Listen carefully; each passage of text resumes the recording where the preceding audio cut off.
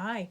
Well, welcome to the 7th episode of Exploring Woodstock History with Janine Fallon Mower. We're having our first nor'easter of 2021. It's blowing through. Every time I hear the term nor'easter, I am reminded about my family who live down east in Maine, and I'm thinking of you all and hoping as this goes through the East Coast that you're doing fine. Well, I wanted to share that, one of the most fantastic resources a local history researcher like myself can find is a first-person recollection. When I was building the stories for Images of America about Woodstock, I was fortunate to be able to interview Barbara Herrick Gibson. Barbara was proud of her family's local connection and was very enthusiastic about sharing what her mother had written about the family's days in Mink Hollow. I was especially interested in their stories because our Mower family is connected to the Wilbers of Mink Hollow through marriage. The Irish, they have a unique way of telling people where they're from.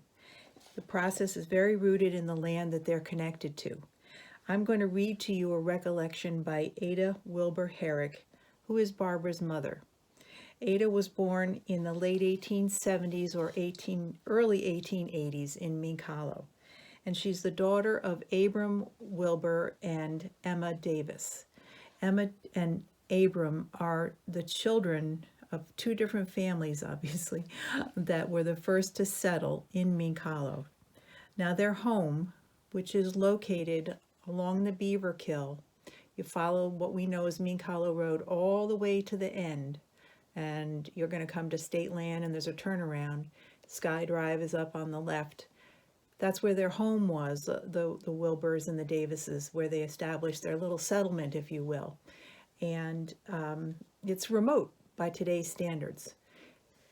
There was, however, this was a dirt road in the 1880s. There was another little dirt road trail that you could take a wagon through and go in through the mountains and follow along all the way to Tannersville.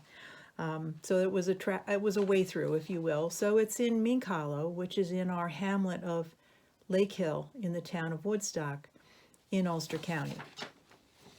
So here's what Ada Wilber had to write about the blizzard of March 16th, 1888, and I'm going to read it to you more or less as she wrote it. The big blizzard commenced to snow on Sunday afternoon. It snowed hard for 3.5 days. The wind blowed. The barn work had to be done. We could hardly see. My father would follow the picket fence, which was connected to the corner of the house, and follow it to the barn, carrying one pail of water in one hand, and one hand to keep his way on the fence to the barn. Snow drifted so it came up to the second-story windows of the house.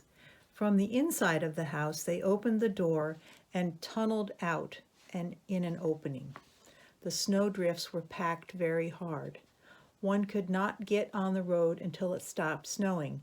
Then the people turned out with oxen teams and shovels to open the road. Then it would drift shut. During the blizzard, they would have to pick a road through the fields until they could get the main road opened. Mind you that she's writing about a dirt road that they wanted to get open. So this is a small snapshot of Woodstock life during the 1888 blizzard. Before I close, there's another interesting aspect about this family. Ada Wilber married Griffin Herrick, and Griffin is the son of Fortis Herrick, who was a well-known Woodstock builder during the early Birdcliff era. Ada has documented the many buildings that her husband and father-in-law were the main building contractors for, and I think that would make a good topic for another episode. You can find additional information on my blog, woodstockflea.blogspot.com. Till the next time, take care.